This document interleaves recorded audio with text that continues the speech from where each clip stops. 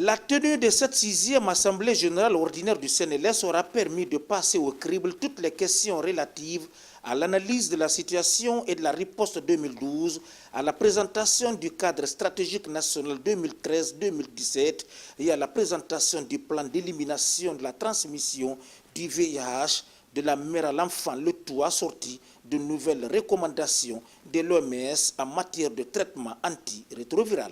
En 2012, le secrétariat exécutif du Comité national de lutte contre le sida, avec la contribution de l'ensemble des acteurs, partenaires et bénéficiaires de la riposte au VIH, a entamé le processus d'élaboration du cadre stratégique national de lutte contre les IST VIH-Sida pour la période 2013-2017 par la revue de celui de 2008-2012. Ce processus a bénéficié de l'apport d'éminents consultants nationaux et internationaux. Les partenaires techniques et financiers de la Guinée en matière de lutte contre le sida s'inscrivent résolument dans une dynamique de renforcement des acquis de l'accès universel à la prévention, au traitement, aux soins et au soutien des malades. En effet, la contribution de l'État guinéen au financement des dépenses de prévention et de prise en charge des personnes infectées du VIH-Sida est passée de 3% en 2009 à 16% en 2012. Ces efforts ont contribué de façon significative à éviter les ruptures du traitement des personnes malades du sida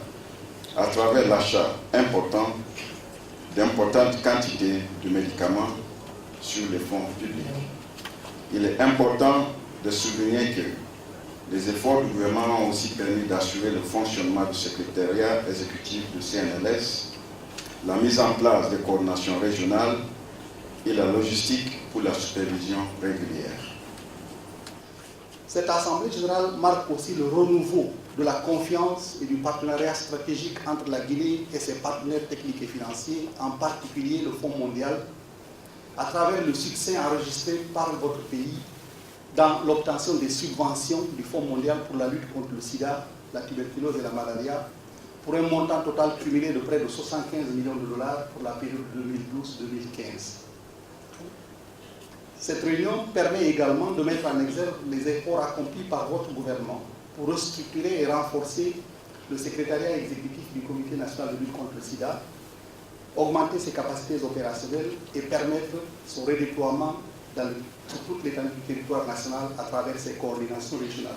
Le gouvernement est engagé pour l'atteinte des objectifs mondiaux de lutte contre le sida en réalisant 0 nouvelle infection, 0 discrimination et 0 décès liés au sida.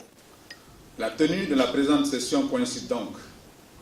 avec un événement important qui est la validation du nouveau cadre stratégique national de lutte contre les IST, VIH-Sida pour les 5 prochaines années, précisément pour la période 2013-2017.